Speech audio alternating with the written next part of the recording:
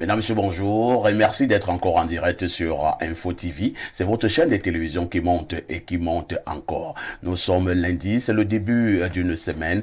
Nous irons encore jusqu'à dimanche, toute une semaine en information. Mais quelle information? L'information en toute convivialité. Le programme c'est Espace Miné, 10h, 11h52 de lundi à vendredi. Ce matin, nous marquerons un arrêt pour parler de la situation des fonctionnaires. Et lorsque nous disons fonctionnaires, une interrogation simple. Un fonctionnaire en temps normal devrait-il être riche? Quel regard posez-vous sur la richesse de bon nombre des fonctionnaires qui nous entourent au Cameroun? Comment un fonctionnaire qui exerce normalement peut devenir aussi riche à gros coups de millions, par moment même à gros coups de milliards ici au Cameroun ou dans certains autres pays africains? Pour faire complet, vous aurez également la revue de la presse tout à l'heure de Théophile Vianney-Billa. La dénonciation restera encore une affaire de Arnaud Victor Eyada. De toutes les façons, si vous êtes en direct d'Info TV, vous êtes des téléspectateurs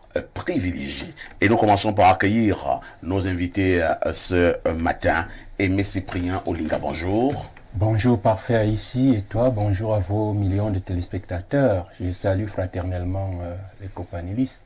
Je voudrais aussi dire un bonjour très patriotique à tous les révolutionnaires, tous les militants et sympathisants de mon parti, le Front démocratique révolutionnaire, le FDR.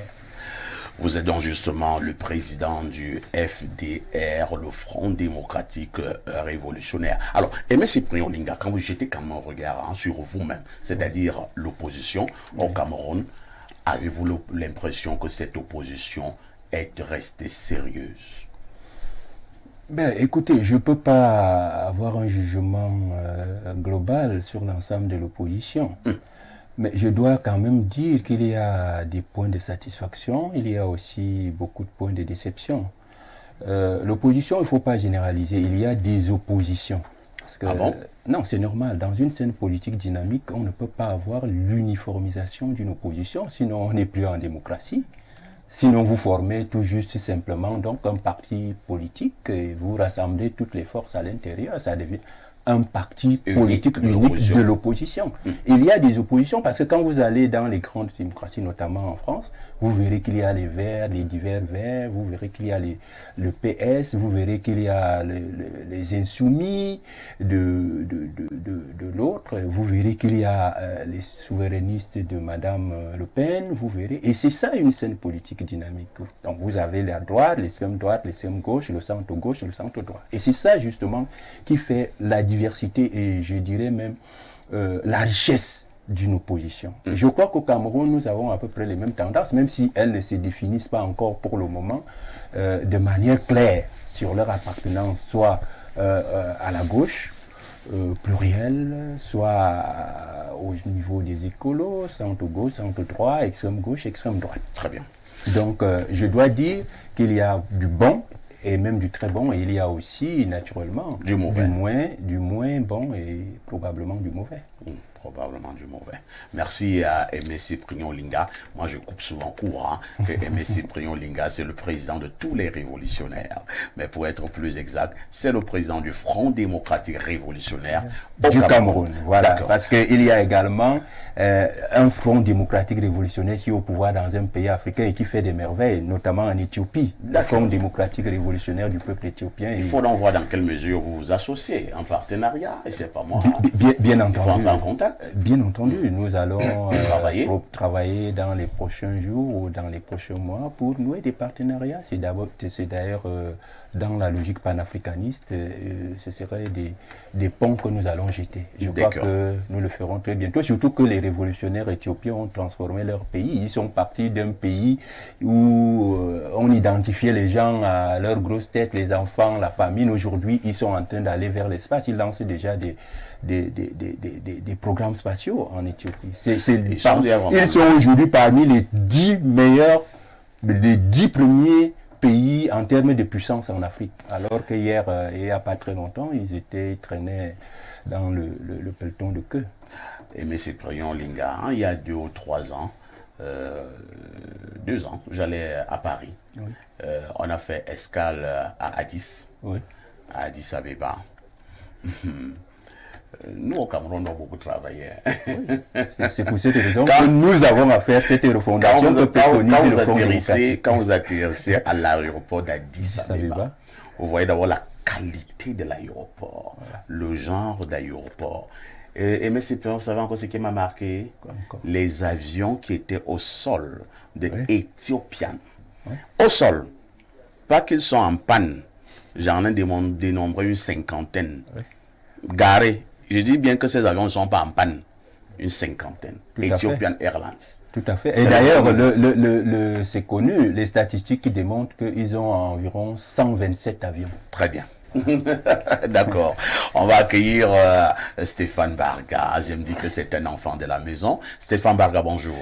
Bonjour, parfait Haïti. Bonjour aux millions de téléspectateurs fidèles de cet espace miné. C'est un plaisir pour moi d'être là ce matin en compagnie des aînés et de tout ce beau monde que vous avez l'honneur et la charge de présenter. Stéphane Barga est donc journaliste sur Info TV, bien connu. Il est le présentateur de World Actu. Il est le présentateur de Chulinda Africa. Il a également présenté beaucoup d'autres émissions ici au niveau de Info TV. Je vais m'appesantir légèrement sur votre nouveau programme Chulinda Africa, qui est un programme spécialement panafricaniste qui passe d'ailleurs tous les lundis à partir de 21h avec Patrick Sapak, avec Antoine Awana et d'autres invités. Alors, pour l'heure, comment se porte le programme Chulinda Africa? Alors, parfait Haïti, le mois est haïssable. On ne saurait être à la fenêtre et se voir passer au coin de la rue. Globalement, le retour qui est celui de Chulinda Africa est bon. Ça veut dire que le public à qui ce programme a été proposé par le top management a accepté ce programme-là. C'est vrai que la dynamique panafricaniste, et je salue le politicien sur le plateau, elle est dynamique. C'est-à-dire, les Africains ont besoin de ces messages-là qui s'adressent à eux. Ces messages-là qui les amènent dans un éveil de conscience. C'est-à-dire, aujourd'hui, il est question de présenter le potentiel africain tel qu'il est. Penser à partir du continent, pas tel qu'on voudrait nous le faire croire. Donc, Chulinda Africa, qui est une innovation dans la grille de programmes d'Info TV, répond à cette demande-là, cette logique panafricaniste qui commence à être ouverte, démocratique, si l'on peut le dire. Et je pense que c'est une innovation à saluer. Vous qui avez présidé à l'érection de ce programme, le top management, Patrick Sapak, et tous ceux qui là nous font confiance et suivent les analyses et la réflexion qui est portée sur ce programme sont à féliciter, parce que justement, l'Afrique en a besoin de cet éveil de conscience-là, avec une dynamique venue du continent, pas imposée d'ailleurs. De toutes les façons, Chulinda Africa, c'est l'émission de tous les panafricanistes, l'émission de tous les Africains. Dans le cadre de ce programme, nous parlons des problèmes qui continuent à tuer le continent africain. Prenez donc le rendez-vous ce soir à partir de 21h. En face de Stéphane Barga, on accueille l'incontournable, infatigable, l'inamovible Arnaud Victor Eyada. Bonjour. Bonjour Perfecto, bonjour également au très riche panel de ce matin. Je n'oublie pas ceux qui nous accordent leur temps en nous regardant à la maison. Alors, Arnaud Victor Eyada, le pointage était encore en ce week-end. Ce week-end, c'était un léger repos. Mais le pointage reprend vendredi. Vous venez de décevoir notre ami Paul de Burkina Faso. Oui, ce week-end, c'était week-end repos, mais on reprend vendredi. Ça sera déjà tout un mois chargé de pointage. On rend grâce à Dieu et à tout ce qui nous ouvre encore les portes pour le pointage. Merci beaucoup. En face de vous, nous accueillons le digne fils de Boumniebel. Lui, c'est notre consultant de tout temps et de tous les temps. Le seul qui nous restera lorsque tous les autres consultants auront fui. Lui, c'est Pierre Blériot-Niemek. Bonjour. Bonjour, parfait ici. Bonjour à ton riche panel. Bonjour à nos millions de téléspectateurs. Comment se porte Pierre Blériot pour un début de semaine? Il faut rendre grâce à Dieu, je vais bien. Vous allez bien. Vous êtes crâne nu. Comme si vous allez manger le chien. Normalement, pour ceux qui me connaissent, j'ai une grosse calvitie. Ah bon? Et il est bon de ne pas traumatiser les petits-enfants. Donc, il faut que je rase souvent cette tête-là. Tu sais, Pierre Blériot, chez nous les Bantous, et plus précisément les petits, quand vous rasez le crâne comme ça, habituellement, cela signifie que vous vous apprêtez à manger du chien. Malheureusement, le sous-préfet d'Ayos n'aime plus les mangeurs de chiens. Il aurait d'ailleurs interdit la vente, la consommation et le fait qu'on puisse tuer les chiens dans son unité de commandement. Ben, nous ne sommes pas ici à Ayos. On m'a dit que les populations d'Ayos ont mangé son chien. Oui, ça. Ah bon? Oui. On l'a pas mangé? Non, il a intercepté et il a enterré la marmite. Il a intercepté net, là, on voulait mettre au 26e condiment. Vous savez que le chien, on le cuisine avec 27 condiments. Vous connaissez là? Oui. Mais attends, Arnaud Victor, il y a un souci. C'est vrai que je n'encourage pas qu'on puisse voler le chien du sous-préfet. Je trouve même que cela est d'ailleurs trop posé. Mais on l'avait volé, on l'avait tué. Vous dites qu'il manquait déjà le 26e continent. Le 26e continent. Le 26e continent. Donc la marmite était à sous terre, parce qu'apparemment on creuse, hein. Oui. Mais la marmite sous terre. Et c'est là on est venu intercepter. Et le sous-préfet a demandé. Et le sous-préfet a pris la marmite de chien. Et on est allé enterrer la marmite de chien. Avec tous les autres condiments. Non, est-ce que le sous-préfet a bien fait? C'est une perte terrible. Donc, vous voyez que, avec toute la peine que ces voleurs ont eu, ils ont volé d'abord le chien, les risques qu'ils ont pris, ils ont nettoyé, ils ont décapité le chien, ils ont commencé à cuisiner. Le sous-préfet devait quand même laisser qu'on mange ce chien. Oui, beaucoup disent aujourd'hui. Il faut qu'on se pose d'abord la question de savoir ce que le chien la faisait pour qu'il soit mangé et qu'on ne reste pas partiel au niveau de l'analyse. Bon, ce qui est vrai, c'est que le chien n'a pas été mangé. Je vais poser une question à Pierre Blériot. Pierre Blériot, je dis que je condamne le vol de manière générale. Je condamne encore plus le vol du chien d'un sous-préfet. Je trouve que ces gars-là, ils ont quand même, ils sont courageux de voler le chien de tout un sous-préfet. Mais bon, ils ont volé. Ils étaient déjà, il manquait, selon Arnaud Vidal, le dernier condiment à mettre. Donc le chien était en train de cuire à fond. Et c'est à ce niveau que le sous-préfet est venu intercepter la cuisson. Et il a pris toute cette grosse marmite pour aller enterrer. Non, est-ce que le sous-préfet lui-même n'est pas aussi méchant? Bon, moi, je crois que on a avec les animaux domestiques, pour ceux qui en ont, quelquefois des relations d'amour. Moi, si quelqu'un vole mon chien et que je peux l'abattre, je l'abats. Oh là là, oh là là. Tout simplement. Non, Blériot, ce n'est qu'un chien. Non, du tout. Du tout, comment? Vous savez que c'est peut-être en Afrique, et surtout on va le voir quand on va parler de richesse, c'est la pauvreté qui nous fait ne pas aimer les animaux. Est-ce qu'un animal est un homme? C'est un animal? Bon, c'est un être en évolution, parce que moi je suis évolutionniste. Avec les animaux, les chiens particulièrement, ils sont plus fidèles que les hommes. D'ailleurs, dans ma vie, je crois que je fais plus confiance à mes chiens, oui, qu'aux pseudo-amis. Votre chien... Votre chien ne vous trahira jamais. Le chien ne trahit presque jamais. Le chien est un animal fidèle. L'homme est dangereux. Il faut aimer les chiens. Donc, moi, j'avais été victime très jeune du vol de mon chat par un voisin, qui avait fait tuer mon chat. Et il avait osé envoyer un morceau pour que je mange. Oh là là. J'ai prié pour que malheur lui arrive. Il est mort quelque temps après. Je ne dis pas que c'est ma prière qui l'a tué. Mais ça a tout l'air. Mais j'étais content qu'il soit mort. Oh là là. Oui, donc, en Occident, vous le verrez. Je dis que c'est la pauvreté qui nous amène à traiter les animaux domestiques avec désinvolture, à y voir de la viande. Les animaux domestiques, pour moi, font partie des membres de la famille. Donc vous ne mangez pas de chat, encore moins de chien? Non, je parle des animaux domestiques. C'est-à-dire que si quelqu'un cuisine un chien, un chat, je mange. Je parle de mon chien. Il y a un grand footballeur, j'oublie son nom, il y a peut-être un an, il a été frappé en Europe dernièrement. Soit il a dit qu'il a maltraité son chat. Non, c'est...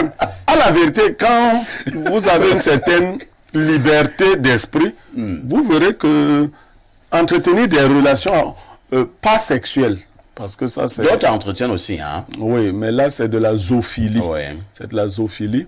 Apparemment, certaines femmes entretiennent des rapports sexuelle avec des animaux. Il y a aussi les hommes qui en Il y a des pratiquent, hommes hein. aussi. J'ai un cousin au village qui a sabordé une chèvre chez nous. Même au village. Oui, dans les champs, on l'a attrapé. C'est pas bon. Alors, ça, c'est de la zoophilie. Le sexe s'entretient par espèce. Nous ne sommes pas de la même espèce. Mais l'affection, je vous dis, je ne vous apprends d'ailleurs rien, vous avez un bon chien chez vous. Bien sûr. Voilà, donc... Mon chien s'appelle Pompidou. voilà. La mienne s'appelle Jessie. D'ici. Je n'ai pas voulu en avoir plusieurs parce que c'est onéreux quand on a les vrais chiens. Ça coûte cher. J'avais un collègue qui avait 3 chiens. Je n'ose pas donner les noms de ces chiens. Alors, et quand vous avez 3 chiens, c'est le salaire d'un haut fonctionnaire. Ça, c'est clair. Voilà. Merci Pierre Blériou-Yémec d'être également là ce matin. Le décor est planté. À tout de suite pour la suite.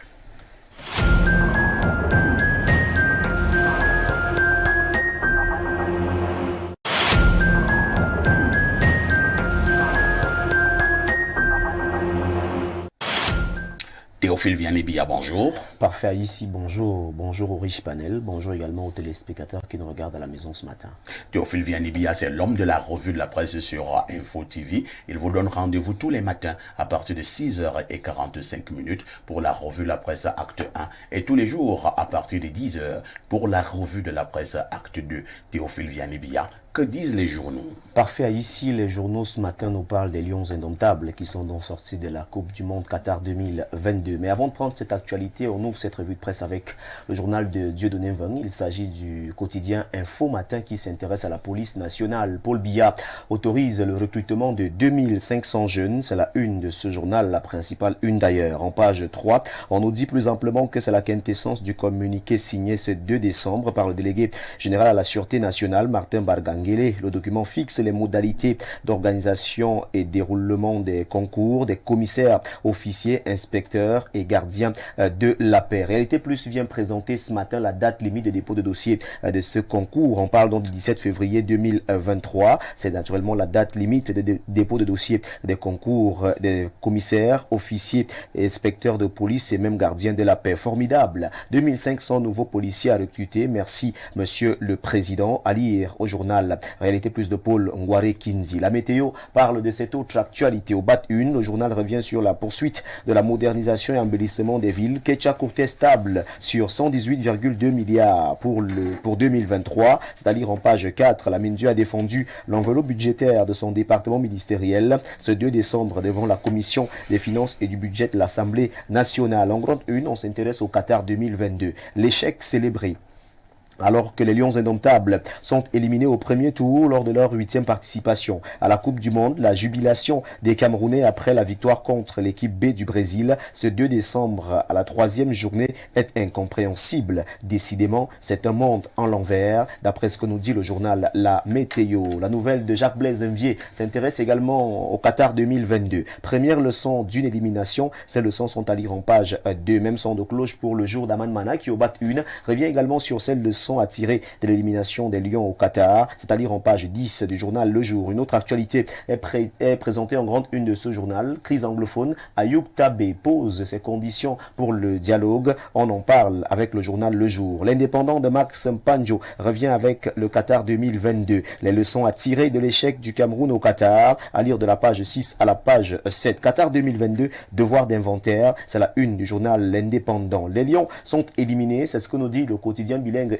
Émergence, c'est qu'il faut changer, à lire donc en page 11 du quotidien Émergence qui propose quelques solutions pour redorer les lettres des Lions indomptables et redorer le blason de la tanière. On en parle en page 11 du journal Émergence. Qatar 2022, bilan d'un flop, à lire en sommet 1 du journal Essingan. Le journal de Marie-Robert Elundu revient également présenter le bilan des Lions indomptables au Qatar 2022, c'est à lire en page 3. Cameroun Tribune, le quotidien à capitaux publics par les Lions indomptables. L'honneur est sauf. L'équipe nationale a été éliminée de la Coupe du Monde vendredi dernier malgré sa victoire historique sur le Brésil. Brésil. Un résultat qui laisse certes des regrets, mais augure d'un avenir prometteur à l'image des jeunes lions lancés dans la bataille avec beaucoup de bonheur. C'est à lire au journal Cameroun Tribune, le quotidien à capitaux publics. Et si on prenait également la tribune des communautés, le journal Intégration parle des Lions indomptables au Mondial Qatar 2022. Élimination décisive à lire de la page 5 à la page 7. Mutation n'a pas loupé cette actualité. Le journal Mutation consacre sa grande une à cette rencontre Cameroun-Brésil. Cameroun 1, Brésil 0, le meilleur pour la fin. En dépit de leur victoire historique face aux Oriverdes, les Lions indomptables sont éliminés de la Coupe du Monde. Bilan d'une participation en demi-teinte à lire de la page 14 à la page 15. Le messager de feu Pius Ndiaoué parle de cet héroïque regret. Cameroun 1, Brésil 0, héroïque regret. Le but historique d'Aboubacar n'a pas suffi à arracher une place en huitième de finale et pas si haut et bossé les leçons d'une débâcle à lire de la page 8 à la page 9. Moyomo Salah Hebdo parle également de cette sortie des Lions indomptables. Cameroun 1, Brésil 0, héroïque Lion indomptable, c'est à lire en page 14 du journal Moyomo Salah Hebdo. La nouvelle expression en colonne revient également avec cette même actualité. Lion indomptable, un rugissement tardif, c'est à dire en page 5. Le journal La Nouvelle Expression, à sa grande une, nous parle de la filière banane-plantain. Le secteur privé au secours de l'État, c'est la une de ce journal. Repère en pied de une revient sur la Coupe du Monde 2022, une victoire de prestige du Cameroun contre le Brésil. On en parle. Un record pour les hommes de Rigobert Song grâce à ce succès. 1-0. En effet, les Lions indomptables deviennent la première sélection africaine à battre la Seleção, quintuple champion du monde, dans une phase finale du mondial. Le journal Repère en parle ce matin. Exercice 2023. Le budget alloué à chaque ministère est présenté dans ce journal en page 3. Les membres du gouvernement ont défilé la semaine dernière devant la commission des finances de l'Assemblée nationale. Priorité est, une fois encore, accordée aux travaux publics avec 528 milliards de francs CFA, suivi des ministère des enseignements secondaires, 461 milliards, de l'eau et de l'énergie, 285 milliards de francs. La défense, quant à elle, bénéficie d'une cagnotte de 276,9 milliards de francs CFA, bien plus que le ministère de l'Habitat et du Développement urbain, 118 milliards. L'analyse est à lire en page 3. Sans détour revient également présenter ces ministères qui ont défendu leur budget. Du côté de l'Assemblée nationale, secteur eau et électricité, miné 285,276 milliards de francs CFA pour des travaux d'envergure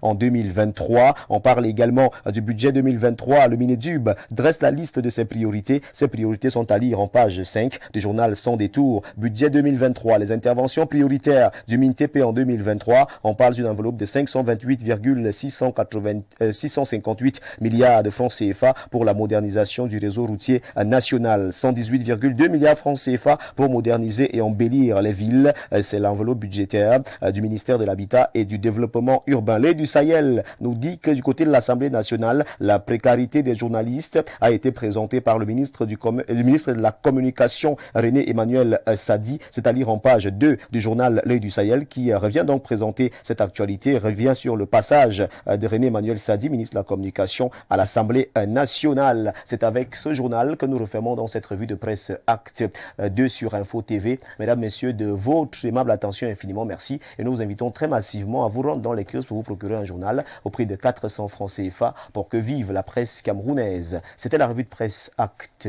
2 sur Info TV avec le lion indomptable du micro que je suis, Théophile Vianney-Billa, pour votre bonheur et pour votre plaisir. Appelez-moi TVB si vous le désirez. Merci Théophile Vianney-Billa pour cette quintessence de l'information parue en kiosque au Cameroun. Oui. Théophile Vianney, le 19h. En anglais, c'est ce soir, sans oublier le 20h en français. Oui. Un fait saillant de l'actualité développée.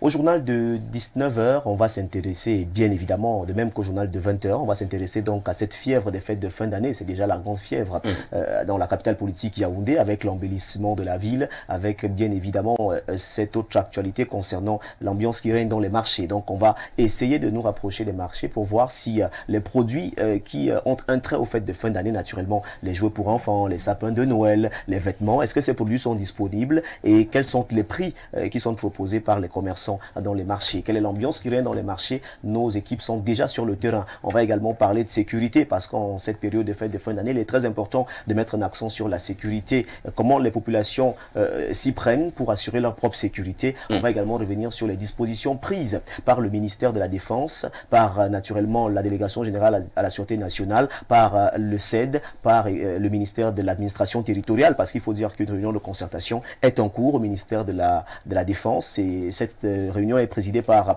le ministre Joseph Betty Assomo. Donc ce soir au 19h et au 20h, on vous dira ce que le gouvernement a prévu pour assurer la sécurité des populations, des personnes et des biens pendant cette période de fête de fin d'année. Merci beaucoup Théophile Vianney. Il faut dire que cet aspect ayant trait à la sécurité est de plus en plus important. Oui. J'ai l'impression qu'il y a une forte montée en puissance de l'insécurité et de la au niveau criminalité de nos grandes villes depuis quelques mois, notamment la ville de Yaoundé et de Douala. Il y a des moments, depuis quelques semaines, je suis couché, j'entends dehors comment une femme est en train de crier au secours, au secours, au secours. On m'agresse, on me tue, on me tue. Et c'est beaucoup plus les femmes qui se font agresser ces derniers temps-ci. C'est le constat qui est fait. Parce que Stéphane Barga me disait encore il y a quelques minutes que sa voisine a également a été victime d'agression hier nuit. On constate que beaucoup plus ce sont les femmes qui sont victimes d'agression en cette période de fête de fin d'année. C'est toujours les femmes qui crient au secours. On se pose des questions. Et beaucoup plus aux heures tardives. Qu'est-ce que les femmes font dehors aux heures tardives, toutes seules? C'est vrai également qu'il n'y a pas en cours d'eau, c'est inscrit que les femmes ne doivent pas être dehors aux heures tardives, toutes seules. Une femme a besoin de sécurité, une femme a besoin d'être protégée. Mais disons quand même que les femmes doivent faire de plus en plus attention. Beaucoup plus. Elles doivent marcher aux heures raisonnables. Si elle se retrouve de aux heures tardives, il faudrait bien qu'elle soit accompagnée d'un homme galant comme Stéphane Barga, comme Arnaud Victor Eyada et bien d'autres. J'ai peur des agressions. Théophile Vianney, parfait ici. À demain 10h. À demain 10h avec le même bonheur et le même plaisir. Très bonne suite d'émission. Merci beaucoup. Alors, on a retenu cette forte actualité au niveau de la revue La Presse de Théophile Vianney tout à l'heure. Et M. Cyprien Olinga, je commence par vous. Et c'est le journal du très grand frère Dieu 9 ans, le très célèbre La Météo, qui nous dit à sa une Qatar 2022, l'échec célébré. Et M. Cyprien Olinga, avez-vous eu l'impression que le Cameroun a célébré l'échec? Nous sortons du premier tour de manière honteuse, mais l'on célèbre quand même cet échec-là parce qu'on a tapé le Brésil. C'est le monde à l'envers? Je ne le dirais pas comme ça, mais je dirais quand même que c'est un formidable gâchis. Il faut déjà féliciter cette équipe des Lions Indomptables qui a joué le 3e match et qui a battu le Brésil. Ça, on ne peut pas cracher dessus. C'était véritablement agréable à voir. D'abord, le match, il était plaisant et ensuite, le résultat était bon. Mais il faut regretter franchement que cette dynamique du 3e match n'ait pas prévalu lors des 2 premiers matchs. Et c'est en cela, justement, qu'on peut avoir une certaine amertume. Ce n'était pas la même équipe. Absolument. Et c'est pour ça que je parlais d'un terrible et formidable gâchis. Je crois que si on avait aligné la même équipe qui a joué le 3e match au premier match et au 2e match, nous serions encore probablement au Qatar. Et c'est en cela qu'il faut dire à l'équipe dirigeante de l'Africa Foot et à l'équipe technique qu'il faut être humble pour reconnaître qu'il y a eu vraiment du gâchis. Et dans la reconstruction qui est actuellement en cours et que nous allons continuer d'accompagner, il faut que ces responsables du foot mettent un peu plus de sérieux dans la conduite du sport camerounais. Très bien. Stéphane Barga, en tant que journaliste, vous avez suivi ce premier tour de la Coupe du Monde. Vous avez suivi les 3 sorties des Lions Indomptables. Nous étions partis pour jouer 7 matchs. Dixit Samuel Eto'o, le président de l'Africa Foot. Nous n'avons pas joué les 7 matchs. Nous sommes d'ailleurs rentrés au premier tour. Mais là, on a l'impression qu'il y a certains qui ont célébré ce retour. Depuis quand l'on célèbre l'échec, Stéphane?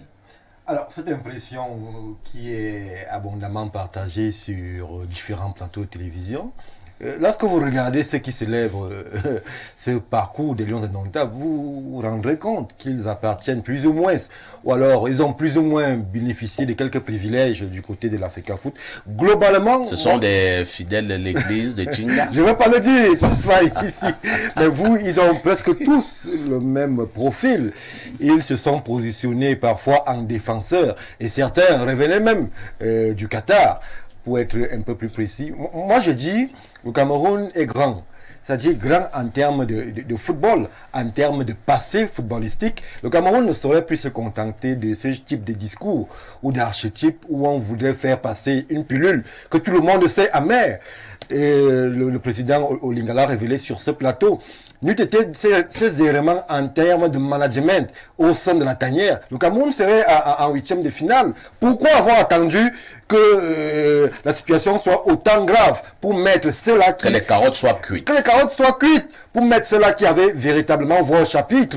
Pourquoi avoir mis ces joueurs en dernière position? Parce que justement, il y a un certain nombre de faits, une certaine façon de faire qui a prévalu lors des premiers et seconds matchs des Lions indomptables, qui amène aujourd'hui à penser que le match contre le Brésil est une victoire incroyable. Est-ce que c'est la première fois qu'on bat le Brésil, monsieur Parfait, ici? Non, pas du tout. C'est pas la première fois. Pourquoi nous faire comprendre que battre fût-ce la première nation au monde? Le Cameroun ne va pas à la Coupe du Monde en touriste. Le Cameroun va avec ce qu'il représente sur l'échelon mondial. Le Cameroun, c'est la première nation de football africaine. N'ayons pas peur de le dire. Faisons fi de ces quelques contingences en termes de classement. Lorsque l'on parle football en Afrique, l'on parle essentiellement et premièrement du Cameroun. Alors, je comprends bien les éléments de communication qui sont mis en place par ceux-là qui portent la communication au sein de la fédération. Mais j'ai dit, il faut être sérieux. Le Cameroun mérite mieux. Le Cameroun est grand. Le Cameroun a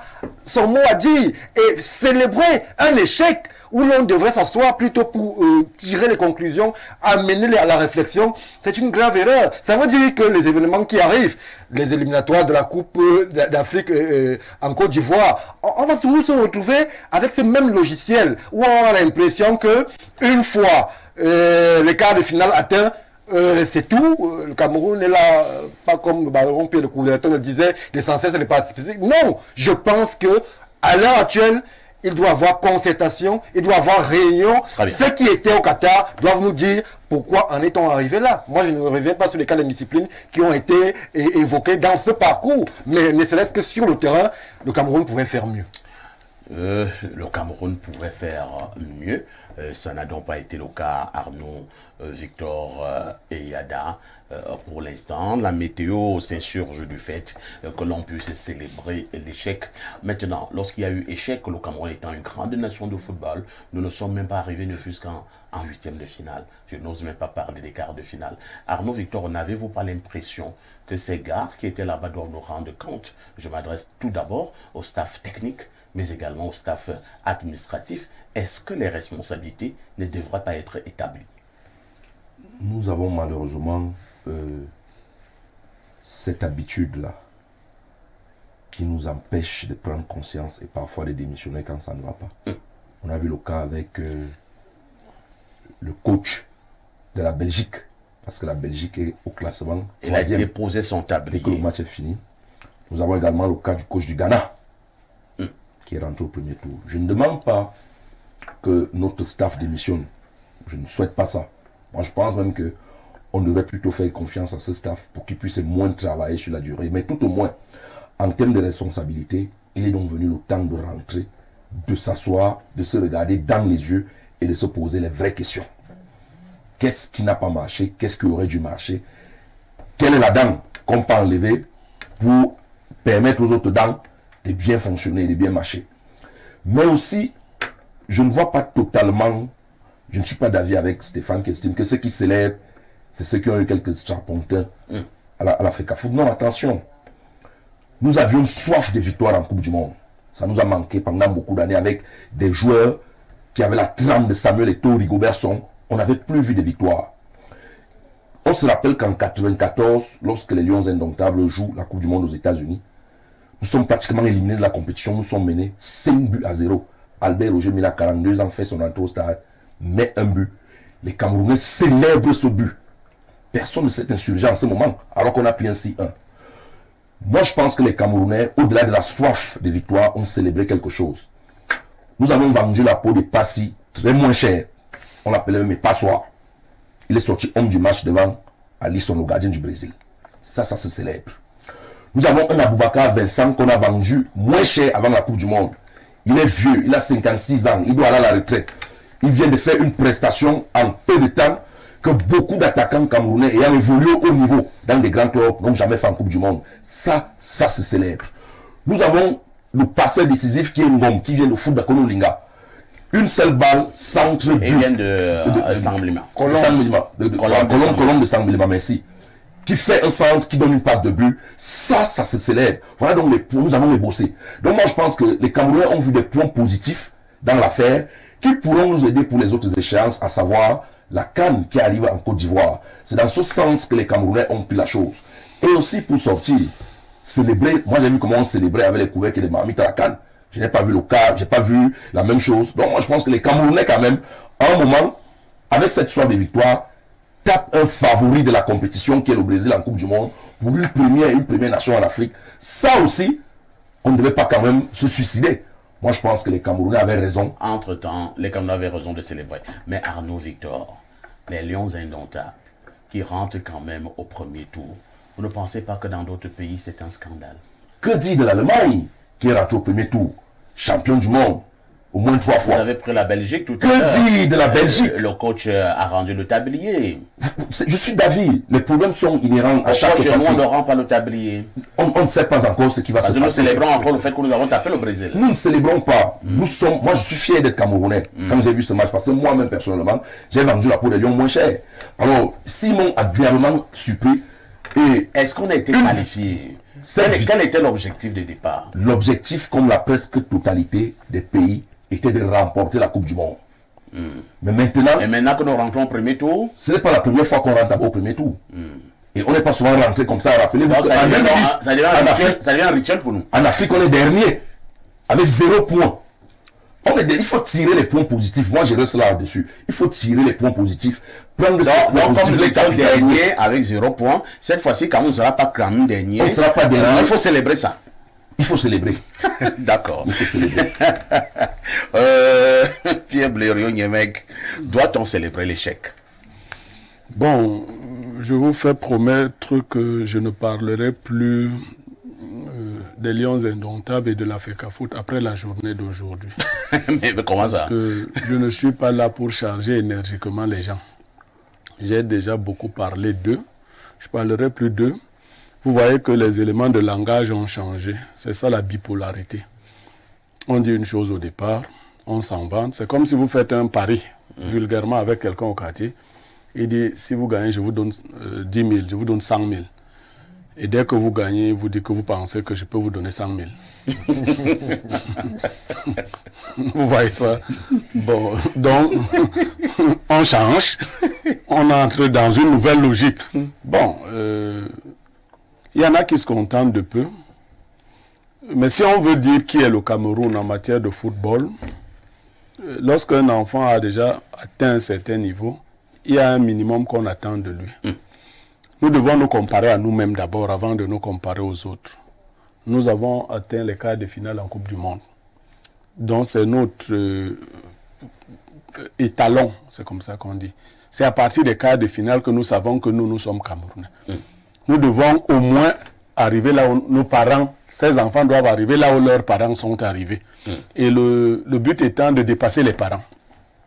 Cela était faisable. Cela était faisable. L'équipe qu'on a vue, qui n'a pas battu une vraie équipe de Brésil, mais qui peut, parce que le football est le football. Le Brésil qui n'avait plus d'enjeu, parce qu'il faut être lucide quand même, au-delà des émotions. Le Brésil n'avait plus d'enjeu. Le Brésil était qualifié. Si le Brésil, non seulement il était qualifié, il était premier dans tous les cas de figure. Donc il n'avait plus d'enjeu. Et je vais même provoquer les célébrants pour leur dire que le Brésil pouvait même se rappeler qu'il est d'origine nègre et vouloir aider le Cameroun. D'ailleurs, que j'ai même entendu que nous sommes partis avec de l'argent là-bas, que si ça nous dépasse, on achète. Bon, peut-être même qu'on a acheté, mais que la Serbie n'a pas pu faire le boulot de l'autre côté. Toujours est-il que, honnêtement, quand votre enfant échoue à l'examen, si vous ne le traumatisez pas de violence, vous ne pouvez pas lui dire qu'il a bien fait. Non, vous ne pouvez pas lui dire que, non, mon fils, tu sais, et surtout, vous commencez avec des arguments du genre, tu sais que les enfants du voisin ont aussi échoué. Tu sais que l'autre enfant qui était même premier de la classe a échoué. Donc mon fils, je comprends que non, c'est pas le discours d'un parent. Mais bon, on ne parle pas là en parent, on change des éléments de langage. Personne ne va tuer personne. Le staff a échoué. On ne démissionne pas beaucoup au Cameroun parce qu'un comédien, Defke Mokhtar, disait on ne peut pas vous mettre quelque part pour brouter, vous partez bouder. Donc, si vous êtes quelque part pour brouter, il faut brouter. Donc, c'est pas dans la culture des Camerounais. Ok. On va pas voir une démission de toutes les façons. Merci beaucoup. On ne verra pas une démission de toutes les façons. Les Lions indomptables ont donc été éliminés au premier tour, une fois de plus, du côté du Qatar. La Coupe du Monde et les Lions indomptables, c'est terminé. Permettez-moi de prendre un verre d'eau. Ce matin, nous avons encore notre dénonciation et c'est une affaire de Arnaud Victor. Ce matin, nous allons dénoncer le comportement de beaucoup de parents au Cameroun qui continuent malheureusement de mettre quelque chose dans la tête de leurs enfants, comme quoi il est impossible de réussir un concours au Cameroun sans compter sur ce qu'ils appellent communément le Makalapati. Donc ils doivent démontrer désormais aux enfants que même si vous méritez, vous allez échouer. Moi je dénonce ça parce que dans ce pays, on sait bien ce qui se passe, mais le mérite a encore sa place. Alors que les parents cessent de mettre dans la tête de leurs enfants qu'il est impossible de réussir, même pas seulement au concours, dans beaucoup d'autres choses, sans passer par le mérite. Merci beaucoup. Aimé Cyprien Olinga, est-ce qu'il faut continuer à croire en 2022 dans un pays qui s'appelle Cameroun qu'on peut encore réussir un concours, par exemple, administratif, sans Tchoko, pour parler encore comme au quartier, sans donner de l'argent, sans avoir une intervention d'un parrain, d'un papa, d'un oncle, ainsi de suite. Est-ce qu'on peut encore réussir à un concours au Cameroun avec sa tête?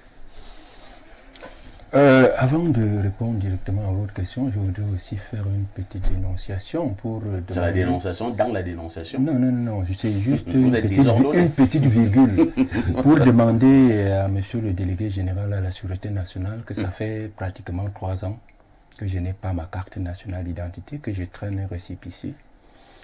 Ça devient désagréable, ça devient ennuyeux. Je crois que je suis quand même une personnalité connue. On n'a pas besoin de m'imposer un tel calvaire. Et je veux que le délégué général... Là-bas, on vous explique que votre carte ne sort pas. Pourquoi? On ne m'a jamais vraiment expliqué pourquoi ça ne sort pas. Donc, je voudrais avoir ma carte. Encore que c'était une carte qu'il fallait tout simplement... puisque l'ancienne était arrivée à expiration, qu'il fallait tout simplement renouveler votre carte. Tout à fait. Et je ne comprends pas, peut-être que c'est une volonté délibérée de me nuire. Maintenant que je l'ai dit... mais en fait, causer votre carte est dérangée. Vous ne pouvez pas imaginer, il y a des opérations que je ne peux pas faire. Il y a des transactions parfois financières que je ne peux pas faire. Donc, depuis 3 ans, ça, vous ne pouvez pas imaginer le désagrément, monsieur Parfait, ici. Bon, nous allons emporter votre voix. Je commence à Mondovision. Tout à l'heure, je vais vous donner un numéro du côté de la DGSN. C'est là-bas qu'on fabrique les cartes. Tout à fait. On va vous dire exactement pourquoi votre carte n'est pas encore sortie. Et dans le cas contraire, vous aurez votre carte dans les plus brefs délais. Merci beaucoup. D'accord. Maintenant, je crois que la dénonciation de Arnaud a toute sa place. Mais Arnaud, je voudrais dire que votre dénonciation ne peut avoir sa réelle place que dans un pays normal. Le Cameroun n'est pas un pays normal. Non, attends, Cyprien. Non, comment le Cameroun n'est pas un pays normal? Nous avons un chef de l'État, nous avons un gouvernement, nous avons une Assemblée nationale, nous avons un Sénat, les enfants vont à l'école. Attendez, comment le Cameroun n'est pas un pays normal? Je veux vous dire que même les États voyous, Vous avez des même mots les durs, hein? républiques bananières Oh là là. ont tout ce que vous avez cité là. Il y a des chefs d'État, il y a des gouvernements, il y a l'Assemblée, il y a tout ça. Même dans les pays, les républiques voyous. Donc ce n'est pas l'existence de tout ce que vous citez là qui montre que vous êtes un État normal. Je crois que dans le sujet que vous nous avez envoyé, dont nous allons traiter tout à l'heure, Tout à fait. je vais davantage étayer pour démontrer que dans un pays normal, cela ne peut pas se passer. Et je dis donc que, en principe, la République, qui est celle dont nous rêvons, c'est celle justement que vient de décrire Arnaud, où justement, parce qu'on a travaillé, parce qu'on a les capacités, on peut donc logiquement avoir son concours sans avoir besoin soit d'un soutien, soit d'un parrain, soit de corrompre. Mais nous sommes dans un État qui a été totalement perverti, où justement aujourd'hui, à presque 95% pour réussir, soit vous achetez, ça c'est la palissade, hein, soit vous achetez le concours, soit justement vous avez un oncle, une tante bien placé, ministre, je ne sais pas quoi encore, qui envoie votre nom dans ces listes. Au Cameroun, il y a, monsieur Parfait Haïti, la logique des listes. Et il nous a souvent été dit qu'il y a des listes qui sortent de la plupart des institutions chaque fois qu'il y a. Entre ce que l'on dit. Non, ça se vérifie. De toutes les façons, moi, j'ai. Est-ce qu'on avait vu une liste envoyée par un ministre, envoyée par je ne sais qui, pour tel concours? Vous avez vu une telle liste?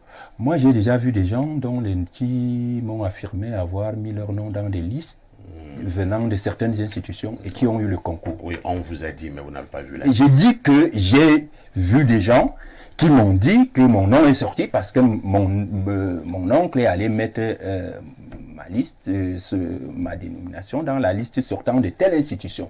Et justement, les noms sont sortis, régulièrement sortis. C'est compris, M. Cyprien. Stéphane Mbarga, est-ce qu'on doit conclure qu'on ne peut plus réussir un concours au Cameroun honnêtement parce que l'on est brillant, parce que l'on a étudié? Non, ce serait désastreux pour la jeunesse qui nous regarde de le dire comme ça. Mais je pense quand même qu'il y a des efforts à faire en termes de gouvernance. Je pense que lorsque nous avons l'opportunité d'être sur des plateaux comme ceci, il faut parler un langage pour que ceux qui nous regardent se reconnaissent. Quelle est la réalité concernant les concours au Cameroun? Quels sont les concours où un élève brillant a la possibilité de pouvoir réussir sans avoir été Vous pensez qu'il faut catégoriser? Il faut les catégoriser. Monsieur le directeur général, vous évoquez en off un de nos jeunes frères qui est à l'IRIC. Prenons une institution comme celle-là. C'est très difficile là-bas, vous savez, d'y parvenir, malgré toutes les amitiés que j'ai en ces lieux. Moi, je vous suggère de prendre les NAM. Les NAM encore plus grave. Nous avons comme ça ces institutions, ces écoles élitistes, où on n'arrive pas par hasard. Lorsque vous faites... à l'ENAM même, il faut catégoriser. Un individu lambda peut encore s'infiltrer en greffe B, greffe A, peut-être. Mais lorsqu'on parle administration générale, lorsqu'on parle trésor, magistrature, monsieur, malgré toute la clairvoyance, malgré toute la pertinence de votre dissertation juridique, vous avez des soucis. Mais je dis encore qu'il y a des exemples quand même, monsieur Haïti, dont moi je peux témoigner. Je peux citer des noms, des personnes qui, de par leur persévérance, sont parvenus à leur fin. Je peux citer un aîné qui m'a formé dans ces domaines-là en termes de droit. Il est magistrat aujourd'hui, René Francis Bayon. Je crois qu'au dernier nouvelle, il était à Ebolova. Mais lui, c'est la persévérance. Au bout de 7 tentatives consécutives, en étant premier à l'écrit, à un moment, ceux qui corrigeaient en ont eu marre de lui. C'est-à-dire, il était premier en greffe, premier en administration, premier... On ne savait plus que faire de lui. À un moment, ils en ont eu marre. Ils l'ont intégré. Mais combien auront la patience de ces messieurs? Combien ne vont pas se décourager lorsque l'on connaît les contingences des jeunes qui vont affronter ces concours-là? Je pense que ne tenons pas des discours qui vont dans le sens de créer un dialogue de sourds. On sait comment c'est difficile au Cameroun de pouvoir réussir un concours lorsque l'on n'est pas accompagné. On sait les concours qu'on peut réussir sans accompagnement. On sait aussi à un niveau, à une échelle, là où ça devient compliqué. Merci Stéphane Barga. Pierre Blériot-Niemek, nous parlons d'un sujet, ma foi, hypersensible de nos jours au Cameroun. La dénonciation de Arnaud tient de ce que il ne faudrait pas qu'on continue à faire comprendre à nos enfants que pour réussir, par exemple, un concours au Cameroun, il faut absolument être accompagné.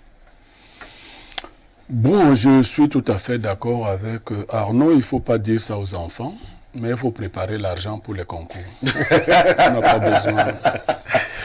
pas besoin de dire aux enfants. Un parent qui paye l'école à son enfant et qui ne met pas de côté l'argent pour finir le travail qu'il a commencé n'a rien fait. Vous savez, quand on parle, pas pour ceux qui parlent le double langage, si on vous suit dans la durée, et qu'on vous dise chaque fois ce que vous avez dit, vous pouvez devenir troublé par vos propres dires. C'est pour cela que je préfère, par exemple, que les Bassa ne m'aiment pas, que tel ne m'aime pas. Mais j'aime ma façon de dire les choses et je veille toujours à ce que je garde cette façon de dire.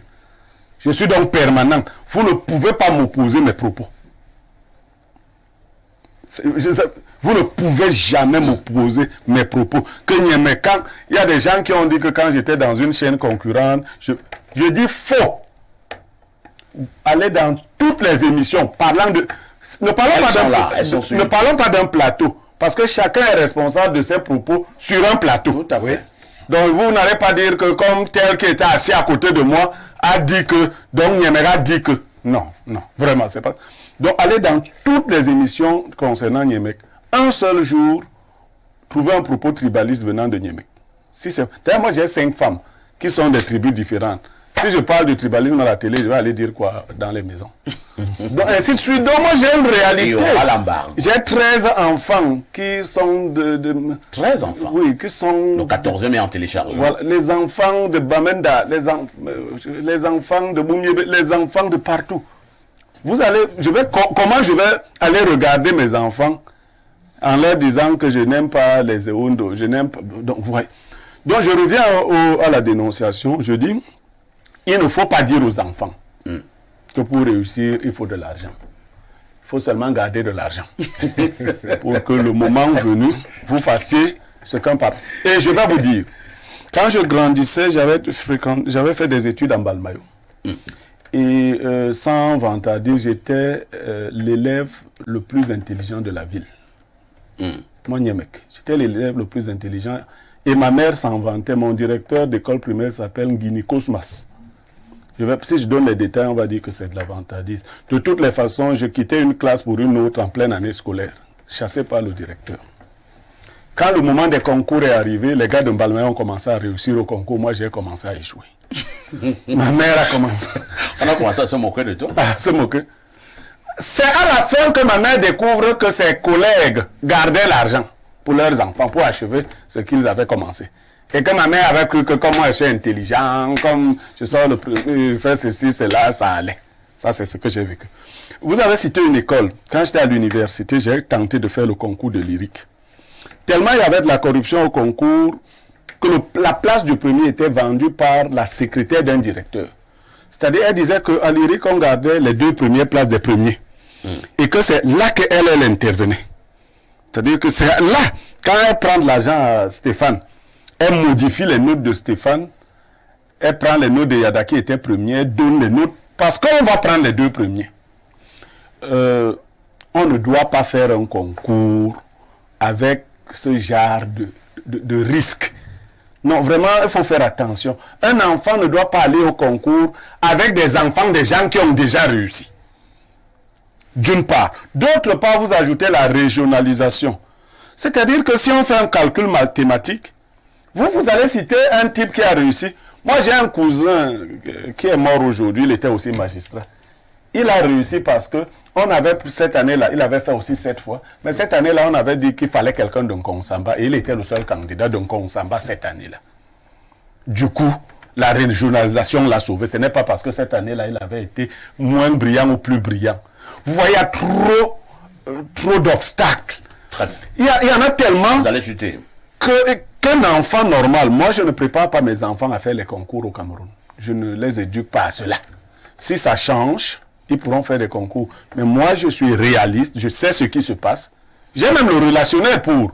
Mais vous savez, si vous passez pour être quelqu'un de correct et que moi, Niemek, je parte voir quelqu'un pour payer une place, même dans les énièges, c'est-à-dire on a mis la corruption jusqu'au niveau des énièges. Même pour travailler à Isaac. J'ai dit énièges, c'est-à-dire l'école normale des instituteurs là, en bas là. On a mis la corruption là-bas. Mais attendez, il faut qu'on aille où? Non, c'est pas sérieux. Et il faut que ça change. Il faut pas qu'on dise que... Mais les enfants, moi je vous dis en fin de compte, l'école n'est pas pour avoir un emploi statutaire dans la fonction publique. Si vous faites de très bonnes études, je vous assure, dans le sujet qui va arriver, vous verrez comment votre école pourra vous aider. Merci beaucoup. Arnaud, Victor et Yada, pour vous-même, qui avez dénoncé. Alors, honnêtement, est-ce qu'on peut encore réussir dans ce pays à certains concours de manière objective? Nous avons pris un établissement là tout à l'heure, une école de formation, la fameuse ENAM. Est-ce que si l'enfant d'un pousseur est brillant, il présente l'ENAM et qu'il a bien travaillé là-bas, il peut honnêtement encore réussir? Oui, à une probabilité, à une proportion très faible. À une proportion vraiment faible. C'est une probabilité qui est comme le grain de riz dans la gueule d'un âne. C'est-à-dire, ça annule la probabilité 0, mais cette probabilité est loin de tendre vers 1. Donc, le discours que nous devons tenir justement à nos enfants, c'est le discours du mérite. Pourquoi? Parce que quand vous avez un enfant brillant et que vous avez même acheté un concours, celui qui achète le concours à un enfant qui n'est pas brillant, il y a une différence. Ouais. Et ça, c'est le discours qui est notre. Parce que les réalités, Bléno l'a dit, on ne peut pas venir mentir à la télévision. C'est cadenassé, c'est vissé, c'est verrouillé, presque à tous les niveaux. Mais quand même, il y a toujours un petit espace où eux-mêmes ont besoin des gens qui méritent. Parce que, concernant les NAM, j'ai des amis qui ont fait ce concours. Il y a Albert Makambodo qui vient souvent sur ce plateau, qui a été au moins admissible 7 fois à l'ENAM. C'est au moins 7 fois. Donc chaque année qu'il faisait, il était admissible jusqu'à que l'âge est passé. Mais tout au moins, je connais également des enfants, des boss, où les boss ont mis d'abord tous les moyens en jeu pour la préparation du concours. C'est-à-dire les enfants échouent. Ah, je vais prendre un exemple simple. Le fils de Betty Assomo a échoué à l'ENAM la première année. Il a échoué à l'ENAM la première année, le fils de Betty Assomo. Betty Assomo était gouverneur à l'époque. La deuxième année. Là, il était gouverneur. Je dis la deuxième année, il a réussi. Et je vais vous dire quelque chose de pertinent. Je vais vous dire quelque chose de pertinent. Non, maintenant, il est à Mindef. Justement, avec ce monsieur, à l'époque, il raconte une histoire. Quand il est, je crois, préfet ou sous-préfet dans le sud, il était dans le jury de l'ENAM. Il a fini le jury en journée, il rentre chez lui le soir. Je parle du MINDEF. Quand il rentre, il trouve ses enfants avec les amis de ses enfants en train de visionner, je ne sais pas trop, c'était les novellas. Il leur demande, mais pourquoi vous ne suivez pas l'actualité? J'ai vécu quelque chose d'extraordinaire à l'ENAM aujourd'hui. Une petite fille du Nord a répondu avec brio à toutes les questions. C'est-à-dire, à un moment, tout le jury a voulu même la coincer. On lui posait des questions sur les régions, les villages. L'enfant était calé à tous les niveaux, au point où j'étais dans l'obligation de sortir de l'argent pour donner à cet enfant pour féliciter. Je n'ai jamais vu unanimement, on a applaudi. C'est ça qu'on devait passer comme discours aux gens. Il y a encore le mérite, même maintenant. Le seul problème, c'est que on amène nos enfants à ne plus être méritants, en leur présentant plutôt les facilités d'accès. Et c'est le hic. Une autre histoire, je sors par là. Le concours, le ministère de la Santé lance un concours. On veut une place sur 10 personnes pour la contractualisation. Il y a des jeunes gars, c'est l'étude d'économétrie, il y a des jeunes gars de soir qui partent là. Le seul gars qui allait à ce concours, je ne vais pas citer son nom parce que c'est en télévision, sans véhicule, arrive là-bas, il est d'abord frustré parce que tout le monde, c'était l'office de. Il y a maintenant un problème, c'est que il y a un terrible rapport de force. Tel ministre veut qu'on prenne son neveu. Tel général voudrait qu'on prenne son neveu. On ne sait donc pas qui on va prendre. Eux-mêmes, ils disent là-bas, donner à celui qui a mérité. Et le gars en question, qui était le fils d'un pauvre, a réussi à ce concours. Il travaille au ministère de la Santé. Actuellement même, on l'a contractualisé à Douala. Donc je pense que c'est ce discours que les parents devraient avoir. Le discours de la méritocratie. Mais, pour dire vrai, nous sommes dans la nasse. Mais là, ça devient quand même compliqué, hein, parce que, Yada, vous prenez là des cas exceptionnels où un enfant justement peut avoir la chance d'intégrer. C'est pourquoi j'ai parlé de probabilité faible. Même des exemples marginaux où un enfant a fini par intégrer un concours en passant par cette chance-là, parce que c'en est une. Mais apparemment, tout c'est la règle. Non, ça a cuit. Donc ces gens nous ont fait ça. Donc nous avons atteint un niveau terrible. Je dis, ça a cuit, c'est mauvais. Je préfère en lire les Parce messages. qu'au-delà de tous, d'autres choses qu'on vous propose, même en dehors de l'argent, c'est énorme. Oui. C'est énorme. L'argent est même mieux, c'est rien. Lisons dans les premiers messages ce matin. Bonjour, Perfecto, il y a tout un panel. Concernant la dénonciation, moi, mon père a perdu beaucoup d'argent en voulant à tout prix m'infiltrer dans la fonction publique. Je lui ai dit que c'est mieux qu'il paye. J'apprends un métier qui peut me permettre de voler de mes propres ailes, comme l'esthétique par exemple, surtout que ça paye. Bonne journée à vous, c'est Pancras de Guidère. La même Pancras nous dit également ici, j'ai présenté le concours des régies financières et il y a un monsieur bien connu dans ce pays, dont je préfère taire le nom, qui a frappé 100 000 francs à mon père comme des blagues. Toi, tu es aussi une blagueuse. 100 000. Régie financière, 100 000. On te dit que les gens donnent les 5 millions. Il n'y a pas d'autre chiffre derrière. Régie financière. Moi, voilà 100 000. Autre message ce matin. Bonjour, l'homme aux questions parfaites. Ah ouais, c'est la nouvelle émission. Bonjour dans l'homme aux questions parfaites. Bien le bonjour également à tes différents panélistes du plateau. La dénonciation évoquée ce matin est un cancer pour l'ascension sociale des démunis au Cameroun. En 2018, j'ai ma voisine qui avait reçu la correction entière de toutes les épreuves du concours d'une école d'élite au Cameroun. Malheureusement, sur la liste des admis, ils ont écarté son nom parce qu'elle n'avait pas utilisé le bon couloir. Ce pays est pourri. C'est Nexby de Matam. Comment d'abord ton ami, elle est d'abord... Il veut donc montrer que tu peux même avoir la correction elle-même. Tu échoues, tu sors même le premier et tu échoues. Elle avait même la correction. Parfait, je vous ai dit, le Cameroun c'est terminé. Laissons le français, même si on gagne, on sera éliminé. Attends, il parle, c'est quel message là? Je pense que c'est un ancien message, hein? Ouais, c'est un ancien message. Le message d'aujourd'hui, c'est un message de Landry Chemon. Alors, bonjour Perfecto. Il ne faut pas dire aux enfants qu'on paye les concours au Cameroun, mais il faut garder l'argent pour les concours, d'après le contemporain mec. Parfait, même à Isakam. Parfait. Oh, blague. Je vous dis que même pour aller porter la poubelle en route à Isakam, il faut d'abord payer. Maintenant, même pour être manœuvre au chantier. Voilà. Allez tourner l'hôpital. Parfait. Tous ceux qui réussissent au concours, normalement au Cameroun, sont juste des témoins pour justifier la sincérité des concours. C'est Landry et Chemon. Autre message ce matin. Qu'est-ce qu'on nous dit là? Certains Camerounais veulent gaspiller le travail de Samuel Eto'o comme ils ont gaspillé le travail de M. Paul Biya en 82. Il prend le pouvoir et 2 ans seulement après, on lui fait un coup d'état sans raison. Voilà l'habitude de certains Camerounais. Ah, ici, je vous avais dit Cameroun 1, Brésil 0. Et toi, tu appelais Epassi et Passoir. Vraiment que chacun reste dans son domaine. C'est François Descali 2. François, en off, on peut faire un débat. Moi, je n'ai rien contre le gardien Epassi. Mais si vous voulez parler d'Epassi en voulant le comparer au Nana. Vraiment, il faut qu'on laisse les débats du bar. Et passer au Nana, c'est le jour et la nuit. Onana, c'est le haut niveau. Soyez son ami, ne soyez pas son ami, mais il faut le reconnaître. Maintenant, Epassi, il est sur une trajectoire où il peut progresser. Et maintenant, Epassi n'a pas joué avec la même équipe qu'avec André Onana. Voilà.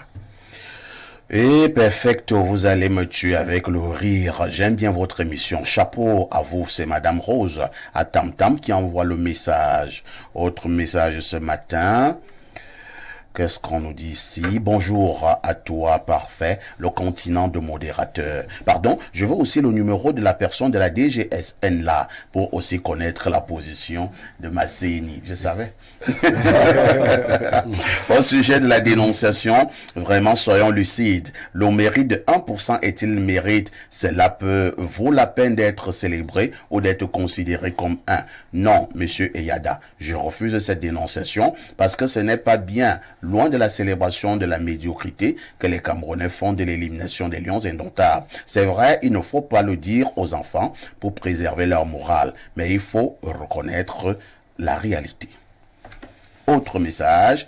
Bonjour et très bon début de semaine à vous sur le plateau. J'aimerais dire que l'échec des Lions est célébré car ils ont surpris en rentrant avec 4 points. En réalité, on s'attendait à ce qu'ils rentrent dernier. Pour la dénonciation, soyons réalistes. C'est difficile de croire qu'on peut encore réussir par le mérite, car même pour avoir le stage non payant, il faut que quelqu'un intervienne pour vous. Très bonne émission à vous. Autre message ce matin. Bonjour, c'est Olivier Goumina depuis EDEA. L'affaire des concours là, c'est comme ça, faut seulement payer. Dans tous les pays, ça marche comme ça. Mon frère, le Cameroun n'est pas un cas unique. Non, dans tous les pays, ça ne marche pas comme ça. C'est vraiment faux. Autre message ce matin. Bonjour perfecto. Quand une liste arrive de très haut, elle est prioritaire. Même si vous êtes parrainé par un DG, votre nom retenu au départ est effacé au profit de celui de très haut. C'est comme ça. Très très haut, c'est où? Mais c'est très haut. Très haut. Le monde, c'est là Faut où monter. c'est très haut. Quand tu vas arriver très très haut, tu sauras que tu es très très haut. Bonjour, perfecto. Le Cameroun est un virus nuisible et indétectable qui dépasse même les recherches dans tous les laboratoires. Dieu seul va décider pour nous. Amen. C'est coach Bilal Abanda depuis Douala. Autre message rapidement ce matin, comme d'habitude. C'est une kyrielle de message. Bonjour les panélistes. Célébrer l'échec était nécessaire. Tout ce que Blériot raconte là n'a pas sa place. Accablé, il accepte de ne plus parler du dossier Qatar. Nous sommes là. Il le fera. Tout Camerounais est libre de célébrer ou pas. C'est Manon Amakepe Saint-Tropez à Douala qui envoie le message.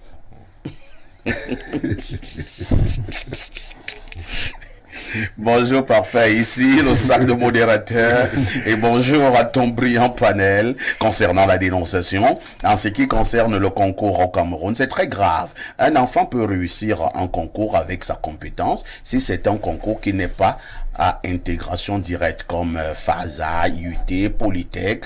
À Polytechnique encore, ça dépend de la filière. Quand c'est déjà génie civil, c'est quasiment impossible. S'agissant des concours à intégration directe comme ENS, INSET, ENAM, EMIA, IRIC et toutes ces autres écoles élitistes, c'est quasiment impossible. Pour se retenir de dire impossible. C'est Sylvain depuis Yabassi qui envoie le message. Victor Eyada, les cas que tu cites là, c'est l'exception. Autre message ce matin. Bonjour parfait. Au Cameroun, difficile pour le mérite. Maintenant, il faut toujours l'argent. C'est Ella du Sud qui envoie le message. Bonjour parfait, ainsi qu'à ton impressionnant panel. Nous avons malheureusement cette habitude-là, célébrer la mort pour nous distraire des choses sérieuses. 0 points ou 100 points et rentrer au premier tour et que ça cela relève d'une bassesse et d'une ignominie inacceptable. C'est comme ça que les choses se passent chez nous. Les gens célèbrent les détournements de fonds publics en termes de milliards. Affaire de concours au Cameroun, c'est de la pire sorcellerie. Tenez, ma fille a fait le concours de l'ENAM, magistrature, avec l'office d'un quelque chose dans la République qui était nul. Je dis bien totalement nul.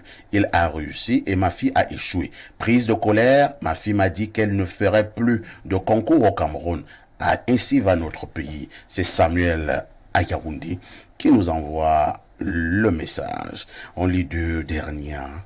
Bonjour à tous, des très bonnes thématiques, mon modérateur, très bonne analyse, Niemek. Eyadus, j'ai été appelé combien de fois? Toi-même, tu as fait l'INGS. Où en sommes-nous? J'ai fait le recrutement militaire en 2013. Au génie militaire, je connais 4 militaires qui n'ont même pas fait les visites approfondies. Les listes viennent de partout. C'est Njana Noir depuis Ebolova qui envoie le message.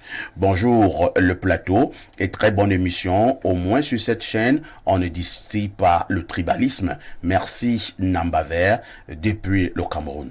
C'est vrai que moi je connais pas une autre chaîne où on distille le tribalisme. Hein? Vous pouvez m'aider en me donnant l'information, ne fût-ce que pour ma culture générale. Alors, bonjour, vraiment la corruption a gagné le Cameroun. J'ai les 2 enfants qui ont eu les NAM. Je suis infirmier, je vous assure, je n'ai rien donné. Mais les gens viennent me prêter 2 millions pour mon transport afin de les conduire à mon réseau, leur disant que les enfants ont travaillé, ils ne me croient pas. Un autre a dit que mon enfant, le premier, est toujours affecté dans les brousses, c'est parce que les barreaux ont su que je ne suis rien. Demandons aux enfants d'étudier avec répétiteur. Si tu as la chance d'avoir les répétiteurs, ça veut dire que tu en peux. Nous, on n'avait pas la chance d'avoir les répétiteurs. Permettez-moi de prendre un verre d'eau. Bon retour sur le plateau d'Espace Minier tous les matins de 10h à 11h52. Vous avez rendez-vous avec les démineurs. Nous faisons ce pourquoi nous sommes payés, c'est-à-dire vous donner l'information. Rien que l'information et la très bonne information. En ouverture, nous vous le disions déjà, nous parlerons des fonctionnaires au Cameroun et dans bon nombre de pays africains avec une interrogation très simple.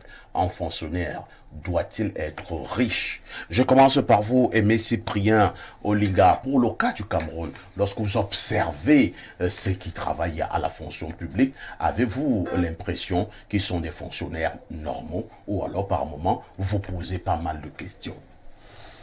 Je dois dire que sur la base du principe, je vais partir d'un postulat simple.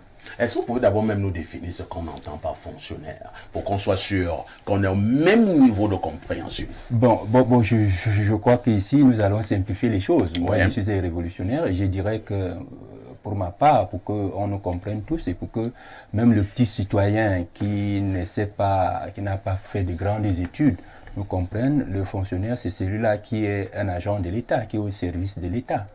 Donc, simplifions les choses de cette manière. Maintenant, est-ce que en l'observation au Cameroun, un fonctionnaire doit être riche? Je dirais que la richesse est quelque chose de normal pour tout le monde. Moi, je vais être riche, je suppose que vous aussi, vous voulez être riche.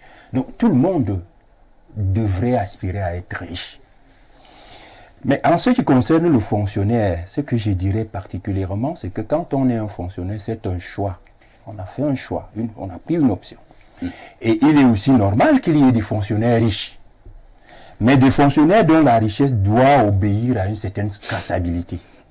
Parce que si vous avez un fonctionnaire qui est riche, qui a hérité de la richesse de grand-père, de la richesse de grand-mère, qui est un grand héritier, c'est normal que ce fonctionnaire-là soit riche.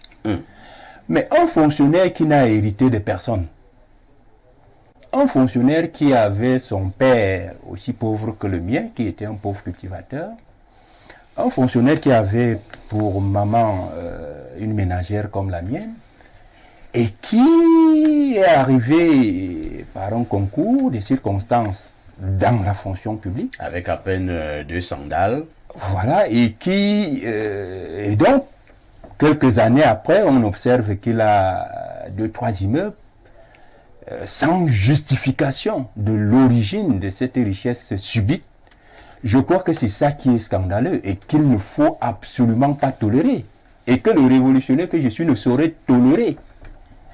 Et c'est pour cette raison que j'ai dit parfois que ce type de situation, ce type de société correspond à ce que j'appelais tantôt une république qui n'est pas normale. Une république bananière à la limite.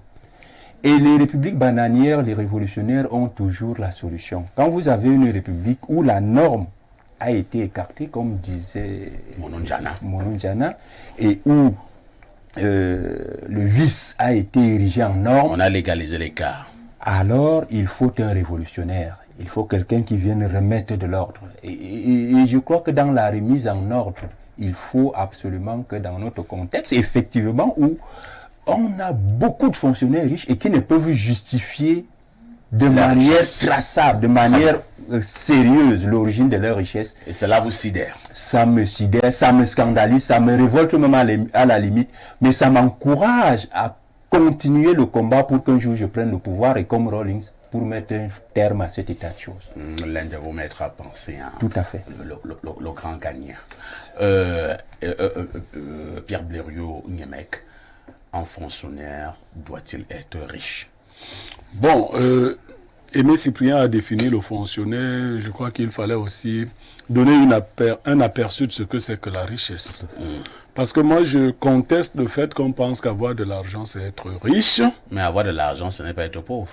Non, je veux dire que on peut avoir beaucoup d'argent sans être riche. Parce que l'argent, c'est la base de la richesse. Maintenant, la richesse, je ne vais pas compliquer les choses, mais je vais aussi vous dire que les gens que vous voyez avec beaucoup d'argent aujourd'hui et qui ont volé, rassurez-vous, ils ne seront pas riches. Que le temps vous montrera, ils ne seront pas riches. Il y a, de mon point de vue, 3 règles. Tout le monde peut être riche. Tout le monde. Et pour cela, il faut aspirer à devenir riche. Il y a une première règle, celle que j'appelle la règle de l'opportunité. Il y a une deuxième règle que j'ai baptisée la règle de la baraka. Et il y a une troisième règle que j'ai appelée l'intelligence pragmatique. La règle de l'opportunité, c'est que ce que vous appelez richesse, on l'appelle aussi en français raffiné fortune. Or, le mot fortune vient du latin et signifie hasard.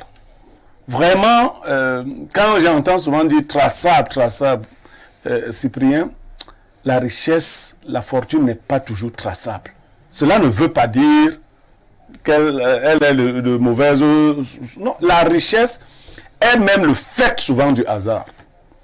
Une opportunité se présente à vous. Est-ce que vous avez la baraka? La baraka, c'est la chance, mais accompagnée d'une certaine énergie.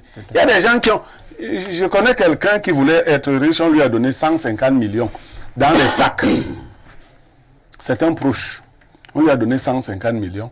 Aujourd'hui, ça fait 18 mois. Aujourd'hui, il a de la peine à payer son taxi. Alors qu'on lui a donné 150 millions. C'est pas ce qu'on appelle la malédiction. Voilà, donc vous n'avez pas le deuxième critère, la baraka. Parce qu'on peut vous donner de l'argent et puis vous mourrez le lendemain. On peut vous donner l'argent, après vous devenez fou, ainsi de suite. Donc, si l'argent vient même de Dieu, Dieu regarde souvent votre état mental pour voir est-ce que le type peut même encaisser une telle quantité d'argent. Et la troisième règle, c'est celle de l'intelligence pratique. Quand vous avez donc une opportunité qui se présente à vous, si vous avez de la baraka et que vous avez une intelligence pratique, quel que soit votre niveau de revenu, vous pouvez devenir riche. Un fonctionnaire peut donc, parce que le sous-jacent dans votre question n'était pas de savoir s'il a hérité, est-ce qu'un fonctionnaire peut devenir riche à partir de ses revenus réels, c'est-à-dire de ses avoirs? C'est ça la problématique. Je dis, tout le monde partant de zéro comme capital, c'est-à-dire vous n'avez aucun capital au départ, vous pouvez devenir riche. Si ces 3 éléments s'alignent en votre faveur. Si c'est... Bon, non, vraiment, Brélio, il ne faut pas nous embrouiller. Non. Je prends le fonctionnaire, vous nous avez parlé beaucoup de tout, les barakas, et tout ça, intelligence et ceci. Moi, je prends un fonctionnaire moyen, pour le cas du Cameroun, qui a 200 000 francs à la fin du mois. Ce n'est même pas un fonctionnaire, c'est un haut fonctionnaire au Cameroun. Voilà, c'est un haut fonctionnaire. Il a 200 000 francs à la fin du mois. Alors, au bout, par exemple, de 2 ans, Vous vous rendez compte que ce bonhomme, qui est sorti d'une école il y a 2 ou 3 ans, a déjà 2 grosses villas, il a 3 voitures de luxe, et quand vous regardez son rythme de vie, il ne demande pas 10 francs. Ce sont ces fonctionnaires-là que nous voulons mettre en exergue ce matin. Non, là vous dénoncez les fonctionnaires corrompus, il faut donc le dire, parce qu'au Cameroun, nous parlions de la corruption dans le sujet précédent. Il y a donc des fonctionnaires qui sont à des postes, entre guillemets, de corruption ou des postes juteux et qui tirent des prébendes de ci ou de ça. Mais je voulais prendre l'exemple de votre fonctionnaire de 200 000 francs. Oui. Et je dis même qu'il a beaucoup. Moi, je pouvais même aller plus bas. Un homme qui a 200 000 francs, qui a les 3 caractéristiques que j'ai signalées. Il peut devenir riche. En quoi faisant? Non, c'est pas seulement... Il va trouver un sac d'argent, jouer en allant. Non, pas besoin de trouver de l'argent. Il va donc devenir riche comment? Bon, et il y a d'à me dire que parler de le mois est haïssable. Mais je vais quand même dire que moi, j'ai réussi à avoir 15 millions sans avoir un franc de départ. Vous avez trouvé un sac d'argent quelque part? Non, du tout. Il y a longtemps de cela. C'était un don? Non, pas de don. Vous avez donc eu 15 millions comment? Mais alors, je vous prends un exemple. Je vous ai parlé de... Vous voulez maintenant que je parle du détail? Allez-y! D'accord. Je vous ai donné la 3e règle qui était l'intelligence pragmatique. Ouais. Très pauvre, quand je sors de l'université, je crée une réunion, les gens me font confiance. Cette réunion a 12 membres. Et il faut cotiser 100 000. Par mois. Par mois. En fait, il n'y a que 10 membres qui existent réellement. Il y a 2 membres fictifs qui n'existent pas. Ils ont les noms bizarres que j'ai donnés. Vous voyez bien ce que j'ai fait. J'ai volé l'argent de personne. Ils s'appellent l'un Ateba, l'autre s'appelle Bertin Kemjo. Ils sont les 2 premiers à gagner la réunion. Et cela... Mais tu fais dans le banditisme. Tu vois, non, parfait à ici. Parfait à ici. Parfait à ici. Les 2 noms, tu as gagné 2 millions. Permettez que j'aide. Permettez que j'aide. 2 millions. Permettez que j'aide le public. Parce qu'eux, ils veulent devenir riches. J'ai appelé cette 3e règle l'intelligence pragmatique. Et vous verrez que je n'ai volé l'argent de personne. Allons-y. J'ai été cotisé le premier mois. J'ai eu 1 million. Parce qu'en fait, je vous dis qu'il y a 2... Il y a un Ateba fictif qui a gagné 1 million. Il a gagné 1 million. Il n'existe pas. Non, pas 1 million 2. Il a gagné 1 million. Parce que, retenez bien ce il a gagné 1 million parce que toi, tu as donné 200 000. Non, je n'ai rien donné. Les vrais membres qui existent en dehors de moi sont 10. Oui. C'est eux qui ont cotisé. Les 12, 2 sont fictifs. Ils ne donnent rien. Ils n'existent même pas. Ce n'est que des noms. On se comprend? Ateba a gagné 1 million le premier mois. Le deuxième mois, l'autre Kenjo a gagné 1 million. Ça te fait 2 millions. Ça fait 2 millions. Ça, c'est la 3e règle que j'ai signalée. Ça veut dire l'intelligence pragmatique. J'habitais un quartier qui avait un grave problème d'eau. Yaoundé, en général, avait un problème d'eau. Avec les 2 millions, j'ai fait un forage. Et le forage me rapportait 15 000 par jour. Je remboursais donc les 2 noms, c'est-à-dire je cotisais 200 000 par mois et j'avais de quoi manger jusqu'à la fin du mois, jusqu'à la fin de la cotisation. Et comme la cotisation se terminait, on recommençait. Bon, vous voyez déjà, je viens de... Attends, et Blero, tu penses que c'était une chose normale? Oui. Ça, c'est le banditisme. Non, ce n'est pas... Je dis encore... Non, je dis que ce n'est pas du banditisme. Le banditisme... Est-ce que chacun avait reçu son argent? Mais je vous parle d'intelligence pragmatique. Non, c'est l'intelligence. Bon, ok, je vais voir. Cela peut même se faire. Parce que dans les affaires, moi je crois que Bourdieu est en train de nous dire. Parce qu'en réalité, il est là dans le monde des affaires, c'est tout à fait normal. Je vous dis. Mais nous parlons là de fonctionnaires. Non, je ne nous écarte. Non, je ne m'écarte pas. Non, je dis ceci. Non, c'est le sens des affaires. J'ai dit, il faut être intelligent dans si vous me dites, si vous posez la question de savoir est-ce que les revenus simples du fonctionnaire peuvent le rendre riche, je vous répondrai que les revenus de personne ne peuvent le rendre riche. Pour devenir riche, il faut que l'argent se transforme en capital et que le capital se mette à se multiplier. Ça, c'est le principe. Donc, si on vous donne votre argent, en additionnant le meilleur salaire du Cameroun, sur 20 ans, vous ne serez pas riche. Sur 30 ans, si ce n'est que le salaire, aucun individu ne peut devenir riche. Merci beaucoup, on vous a compris. Stéphane Barga, un fonctionnaire doit-il être riche? De prime abord... Ou alors, un fonctionnaire peut-il devenir riche? Oui, parfois ici, un fonctionnaire peut devenir riche. De quelle manière? De par les postes qu'il aura occupés dans sa carrière. Vous savez très bien que pour ceux qui sont, par exemple, dans les douanes, à chaque fois qu'il fait une importante saisie, il a sa quote-part. C'est un système qui est mis en place pour encourager. Au-delà même de la saisie, il y a même des primes. Les primes et tout ça. Il y a, comment on l'appelle, le ministre Ambassala, l'ancien ministre des Travaux, qui l'expliquait d'hier quelque part, il y a 3 ou 4 ans, il était invité dans une émission. Oui. Il faisait comprendre que là-bas, la douane, ça donnait beaucoup d'argent. Oui, ces avantages liés au poste, comme on dit, peuvent amener un fonctionnaire de façon tout à fait innocente à être riche. Je ne veux pas vous parler des très hauts fonctionnaires. Lorsque vous êtes, par exemple, ministre de l'aménagement et de la planification, ou même DG des impôts, il a un pourcentage reconnu par la réglementation. Alors, ça veut dire qu'il y a quand même des canaux qui ont été prévus. Mais il y a combien de DG des impôts au Cameroun? C'est la question. Alors, il y a des canaux qui ont été prévus de façon à ce que, via le poste que vous occupez, vous ayez quand même de quoi être à l'abri. Ça, ce sont des cas particuliers, des compétences particulières, des situations particulières. Mais un fonctionnaire enseignant à l'école publique de Bodmakak, qui véritablement est là, qui a 110 000, qui n'a pour seul compagnon que ses élèves et la craie, il lui est très difficile, pour ne pas dire impossible, de pouvoir accéder à un certain prestige ou à un certain privilège, pour ne pas parler de richesse. C'est pratiquement impossible. C'est pour ça que certains, peut-être mieux pensants, je ne vais pas citer ici le président Ahidjo, ou même le président ivoirien Laurent Gbagbo, qui ont estimé que lorsque vous êtes fonctionnaire, vous avez dit non à la richesse par principe même d'abord. Il faut que ce principe soit accepté. Lorsque vous vous engagez, c'est quasiment un sacerdoce que vous faites à votre nation. Donc, malheureusement, le fonctionnaire n'a pas droit, pour les modestes, pour ceux qui font des parcours normaux, il n'a pas voix à la richesse. C'est même surprenant de voir un fonctionnaire être riche et afficher un certain standing de vie. Arnaud Victor Yada, je suivais un aîné quelque part qui disait qu'il y avait une certaine honte à voir un fonctionnaire riche. Vous partagez cette opinion? Bon, c'est mitigé, c'est mitigé. Il sait pourquoi est-ce qu'il le disait. Peut-être qu'il s'est appuyé sur le fait que il est difficile de voir dans le monde un pays qui est émergent par le truchement de la fonction publique. C'est assez difficile. On sait par exemple que les milliardaires ailleurs, ce sont les gens qui font dans les affaires, ce sont les gens qui font dans l'agriculture, ainsi de suite, ainsi de suite. Bon, le sujet est justement là parce que malheureusement, il faut le dire ici dans notre pays, ceux qui sont censés être des milliardaires ne le sont pas, et ceux qui sont censés ne pas l'être le sont. Bon, je reviens quand même un peu sur ce que Blaireau expliquait, on appelle ça l'effet Ponzi.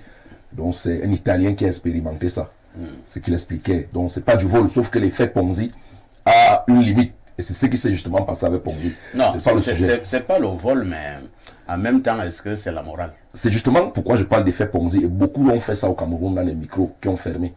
Bon, c'est pas ça le sujet. Alors, je pense que tout à l'heure, on a fait une dénonciation. Ça va dans le même sens que cette thématique. Le goût du lucre. C'est-à-dire, on met l'enfant dans une situation où avoir 10 véhicules, 15 maisons, 30 petits amis fait de vous un homme à part dans la société. Que non. Pas fonctionnaire peut bien devenir riche. Le fonctionnaire a même la possibilité de devenir riche mieux que quiconque. Pourquoi? Parce que je vois beaucoup d'enseignants qui prennent des crédits à la banque pour construire des maisons. Je vois beaucoup d'enseignants qui prennent des crédits à la banque pour s'acheter un véhicule. Vous pouvez prendre un crédit à la banque pour investir dans une affaire. Mais maintenant, pour investir dans une affaire, il faut avoir une certaine traçabilité en ce qui concerne justement le business plan. Alors, ce n'est pas parce que vous avez vu l'autre faire que vous allez faire. Il y a donc des gens qui sont allés à l'école, qui sont spécialisés à monter des projets. Si vous vous rapprochez de quelqu'un au regard de ce que vous avez comme avantage, vous pouvez avoir une parcelle de terrain dans votre village. Vous prenez un crédit, vous essayez dans l'agriculture.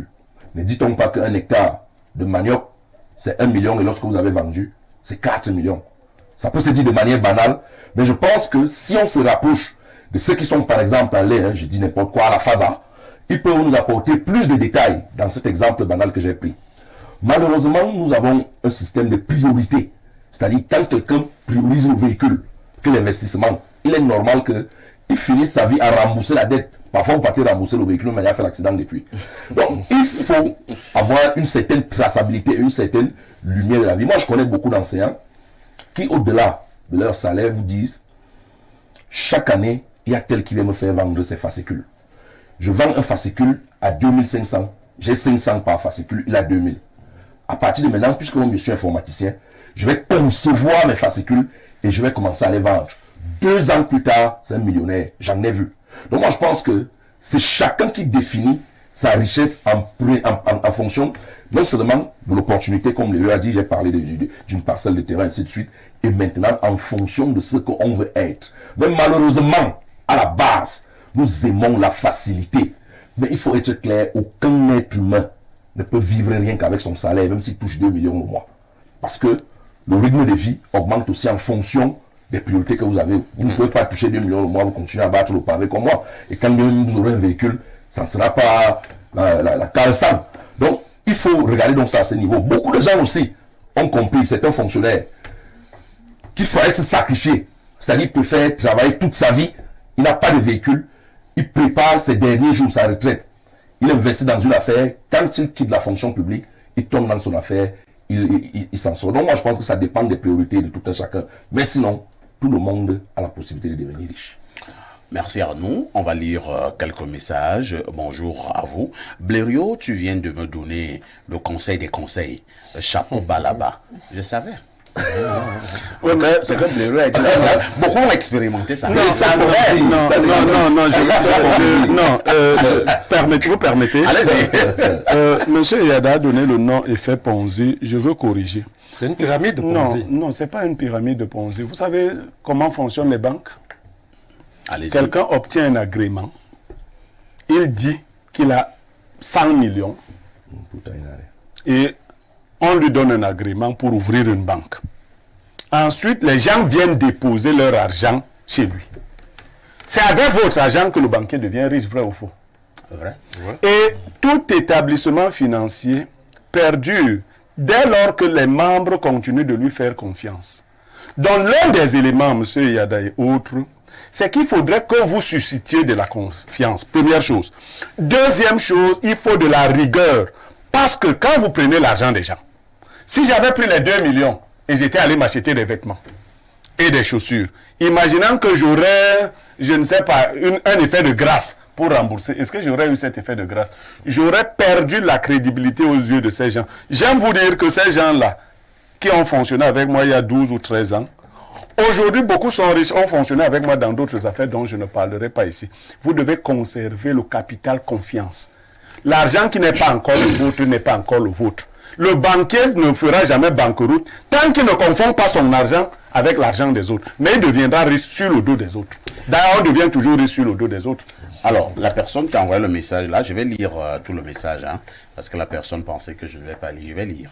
Elle continue à dire, ton ancien ami avait une fois dit à ses collègues sur un plateau que tu étais plus intelligent que tous. Ils ont tous joué les fiers. Celui qui lit le message en premier, je viens en paix. L'État même est le premier bandit des bandits. Je ne sais pas ce que vous dites. Je ne sais pas. L'État vous a volé quoi. Bon, on va lire un autre message là. Bonjour les barreaux, parfait, personne ne célèbre l'échec.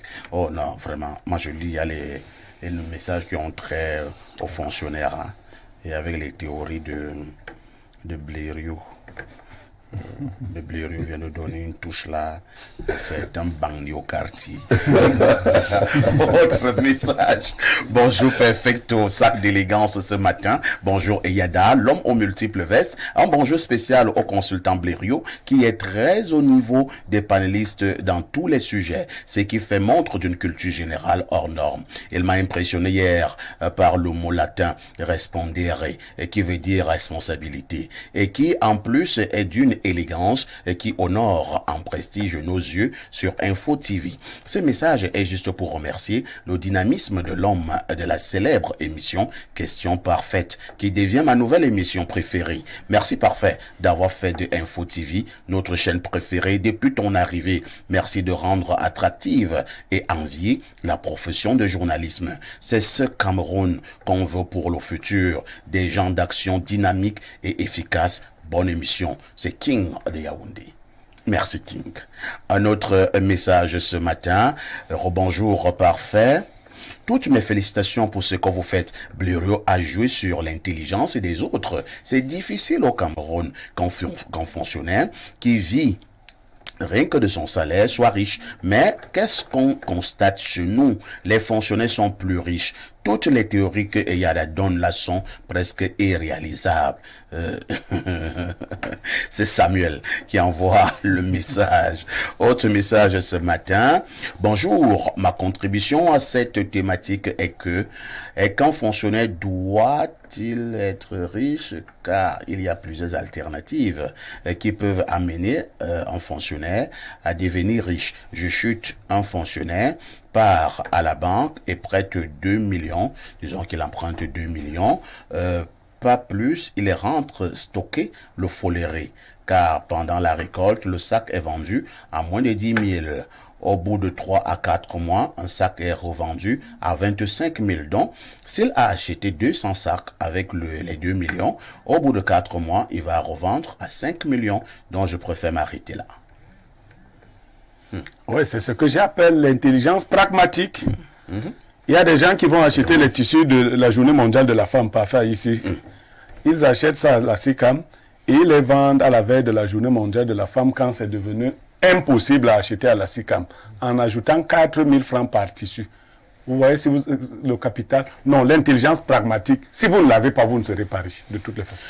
Bonjour Monsieur Parfait, ici vraiment, excusez-moi du dérangement, je viens vous proposer une occasion en or pour un besoin très urgent, vraiment. 1 hectare de terrain titré à Abradé, lieu dit Vokumba, par un fou, à 300 francs de moto pour le centre-ville de Mfou. La zone est résidentielle et électrifiée, 4 000 francs par mètre carré. Une urgence est signalée. Vous avez lu? Moi, je suis pas riche. Donc, je vais vous orienter vers Blériot. Autre message ce matin. Bonjour mes chers. Il nous faudra un homme comme M. Niemek pour le redressement de notre nation. À sa prise de fonction, plusieurs vont fuir le Cameroun. C'est Elie qui envoie le message. On va encore lire peut-être 2 ou 3 derniers messages. Oh, il y a mon téléphone dernière génération qui me fait encore des caprices, alors qu'il y avait encore au moins 850 messages. Alors, je préfère donc passer la parole à Aimé Cyprien Olinga. Aimé Cyprien Olinga, finalement, comment un bon fonctionnaire devrait se comporter? Un bon fonctionnaire, nous l'avons dit, et quelqu'un l'a même souligné tout à l'heure. J'ai regardé encore une vidéo du président, l'ancien président de Côte d'Ivoire, il n'y a pas très longtemps, Laurent Gbagbo, oui, qui le réitérait, je crois il y a 2 mois, que si vous êtes un fonctionnaire, si vous voulez être fonctionnaire, sachez que vous avez dit adieu à la richesse. Vous êtes un serviteur.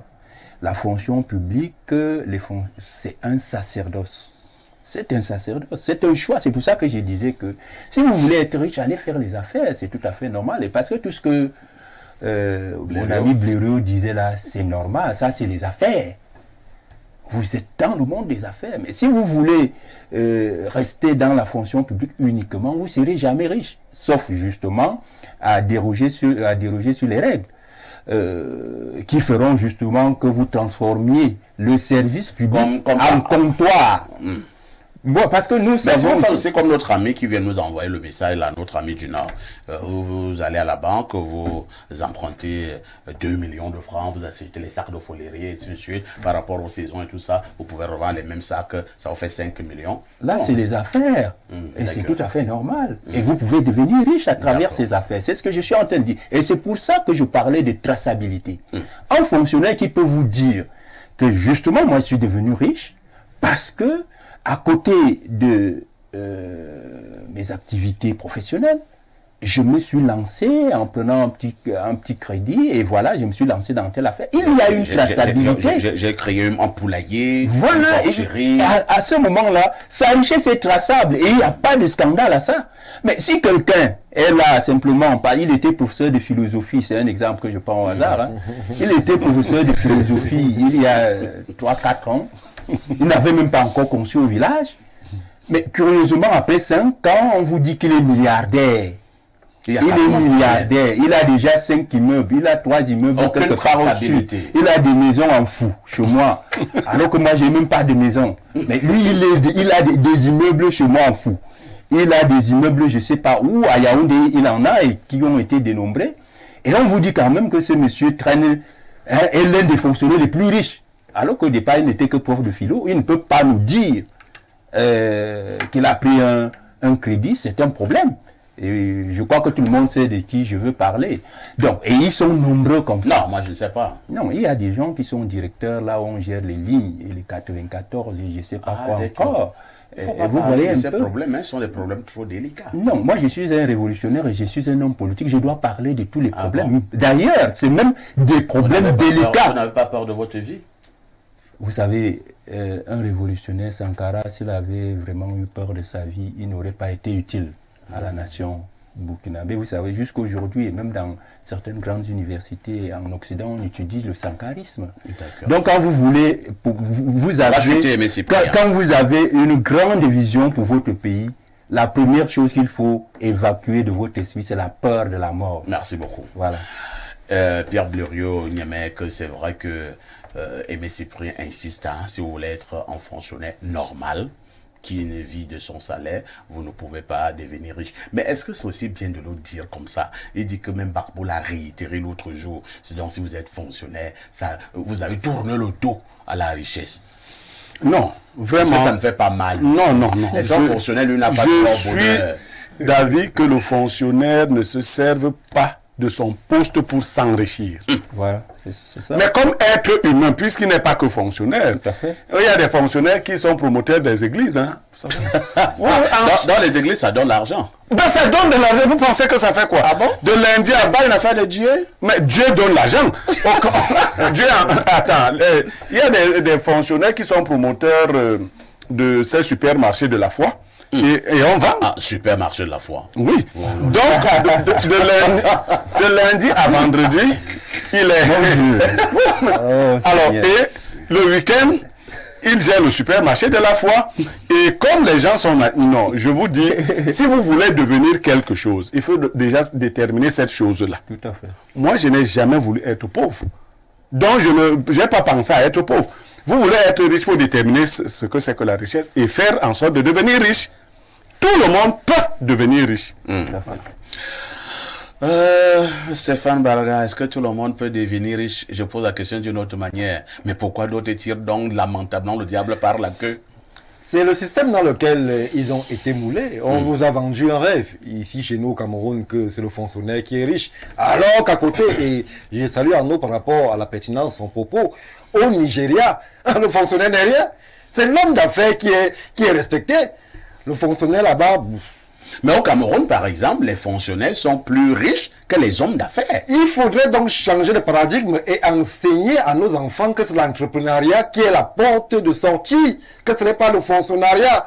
Puisque les révolutionnaires Aimé Cyprien nous promettent que quand ils vont arriver au pouvoir, c'est la rigueur. À partir du moment où il y a la rigueur, le fonctionnaire va encore voler où?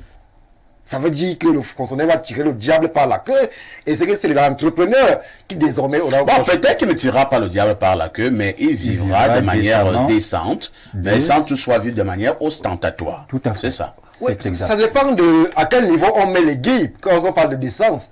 Au Cameroun, à Yaoundé que nous connaissons, quelqu'un qui a 130 000 francs, il vivrait où? Avec une femme et 4 enfants. C'est quand même compliqué. Très compliqué. Arnaud Victor Eyada, le fonctionnaire dont on tournait le dos au plaisir de la terre. Non, il faut juste se poser la question, pourquoi est-ce que les gens sont capables de donner des millions pour aller à la fonction publique si la fonction publique ne donnait pas de l'argent? Pourquoi les gens achètent des concours à hauteur de millions pour Alors la qu'il va fonction devenir publique? fonctionnaire. C'est la question qu'il va falloir se poser. Donc, on est riche au Cameroun quand on est fonctionnaire. C'est vrai que c'est la corruption, malheureusement.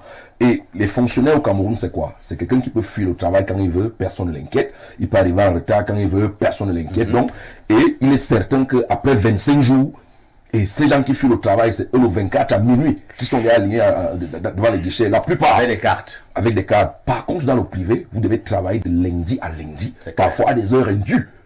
C'est difficile. C'est dans le comme ça, privé. Info TV. C'est comme ça, vous travaillez à des heures indues. Vous travaillez Vous comme des donnez, fous. c'est-à-dire vous donnez de votre énergie, de votre sang. Mais dans la fonction publique, c'est totalement du libertinage. Ce sont des de la pachas. liberté. Disons la fonction publique camerounaise. Non, je parle de notre pays, justement. Donc, moi, je pense Ailleurs, que c'est différent, hein. Ils sont même riches. Parce que non seulement ils ont le temps, ils font rien, ils travaillent pas le week-end, ils travaillent jusqu'à 15 heures, ils partent au travail quand ils veulent. Quand il n'y avait pas encore ces histoires de présence effective dans le domaine du MINSEC, imaginez-vous ce qui s'est passé avec les Même à enseignants. ce niveau-là, ils Même savent jusque comment là, ils ils jonglent. savent comment ils jonglent avec certains proviseurs. Donc moi, je pense que il faut remettre le cheval en selle et démontrer combien on ne peut pas développer un pays avec la fonction publique. Merci beaucoup. Hein. On dira merci à tous ce joli panel qui nous a encore fait honneur ce matin. Merci à Stéphane Barga, journaliste Info TV, c'est l'enfant de la maison. Merci à Pierre Blériot-Niemek qui a donné des conseils compliqués tout à l'heure que bon nombre de voyous aimeraient mettre en pratique dans des quartiers.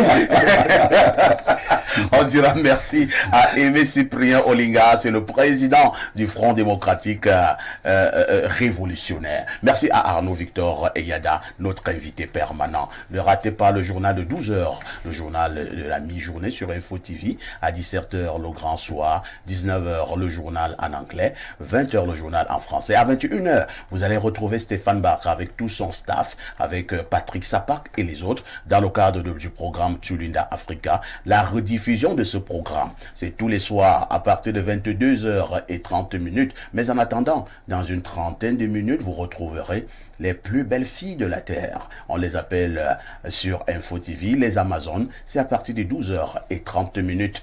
Avec tout ceci, que faites-vous encore ailleurs?